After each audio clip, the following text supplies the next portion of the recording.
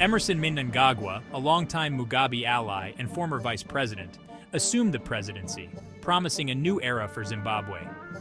However, the ghosts of the past continue to haunt the present, as Mnangagwa's recent actions have sparked debate about his true intentions and the future of Zimbabwean politics.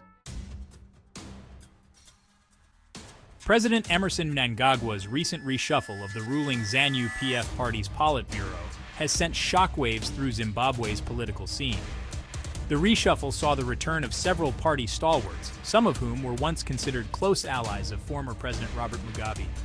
This move has been widely interpreted as a strategic maneuver by Mnangagwa to consolidate his power base within the party and silence potential rivals.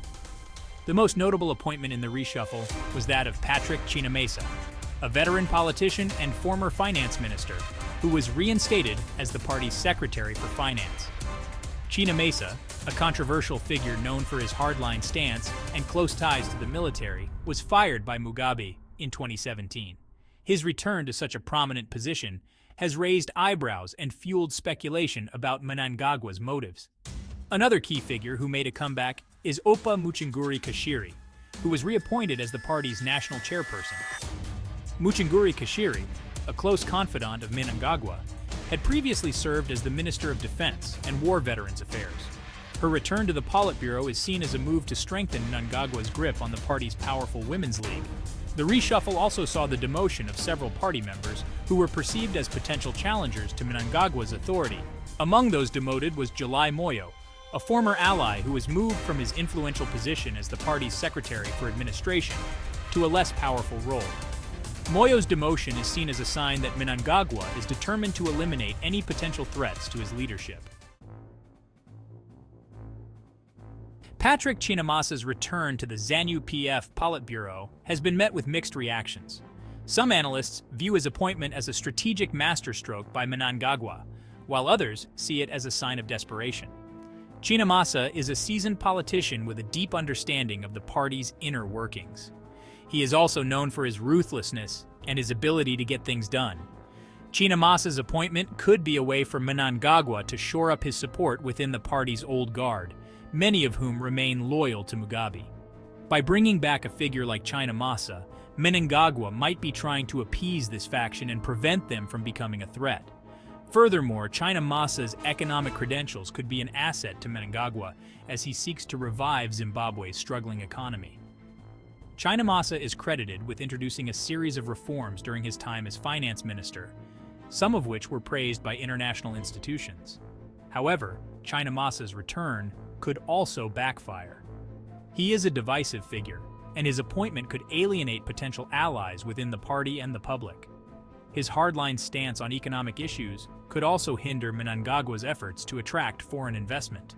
Moreover, Chinamasa's close ties to the military could further entrench the military's role in politics, a development that many Zimbabweans view with concern.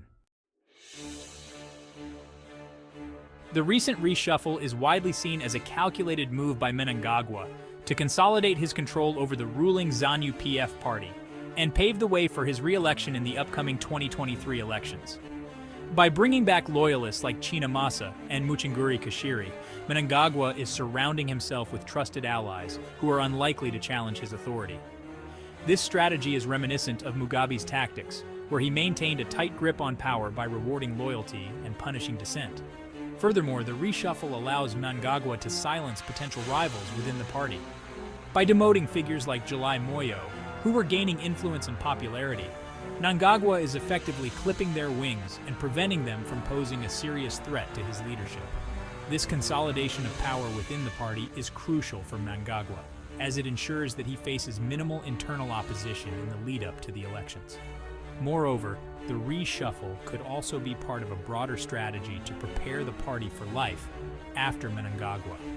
By positioning loyalists in key positions, he might be attempting to ensure the continuity of his policies and legacy even after he leaves office. This would be in line with Zanu PF's long-standing tradition of maintaining control over the levers of power, ensuring that the party remains dominant even as individual leaders come and go. That's it for today on Zim News Live YTS. Feel free to leave a comment. Don't forget to like, subscribe, and turn on the notification bell so you don't miss any updates.